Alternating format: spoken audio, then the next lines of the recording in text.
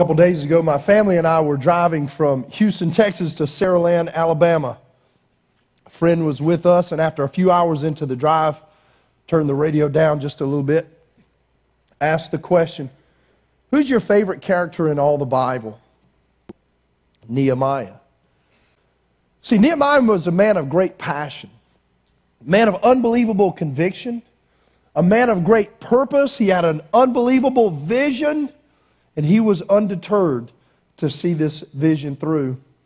And as I've examined his life on a number of occasions and was reviewing it in preparation for this weekend, I thought, you know what? I hope at the end of my life, maybe at my funeral when a eulogy is given, that someone might actually stand and say, Sean reminded me a little bit of Nehemiah.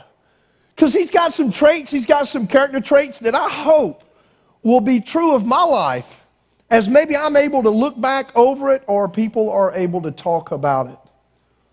There are some traits, there are some things about Nehemiah's life I'm convinced that if we would all incorporate into the way that we do life, it will push us in the direction that God would have us go and grow as a person. Now, naturally, our time will not afford us the opportunity to do an exhaustive study on the book of Nehemiah or an exhaustive study on his life, but there are four things that I want us to look at and learn from his life in hopes that we can apply to our life so that we can propel ourselves with God's help to become the person and the people that God has called us to be. Today we'll look at four things. Four things. The first thing we see about Nehemiah's life that I'm convinced should be true about yours and also should be true about mine is Nehemiah was a person of vision. Nehemiah had great vision. Great vision. His life stood for something. His life mattered. It counted for something. Vision is extremely vital. As we read through the Bible, we learn that a purpose-driven life is a focused life. It's also a fruitful life. It's a life that really matters and makes a significant contribution in the world that it's placed in. As a matter of fact, King Solomon wrote years ago, the wisest man who ever lived wrote in chapter 29 of the book of Proverbs, the book of sayings, he wrote a wisdom verse for all of us to apply in the area of vision. He said, where there is no vision, the people perish and cast off all restraint.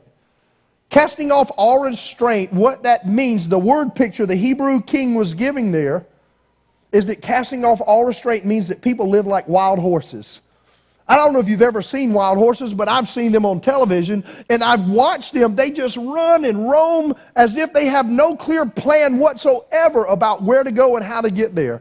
There are no boundaries or rules, if you will, that govern the way that wild horses react. Some react differently. Some respond differently, but they just go about their lives haphazardly, just crazily running.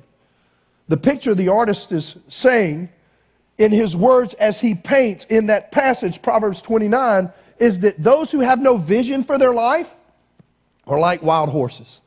That's the way that their life is lived.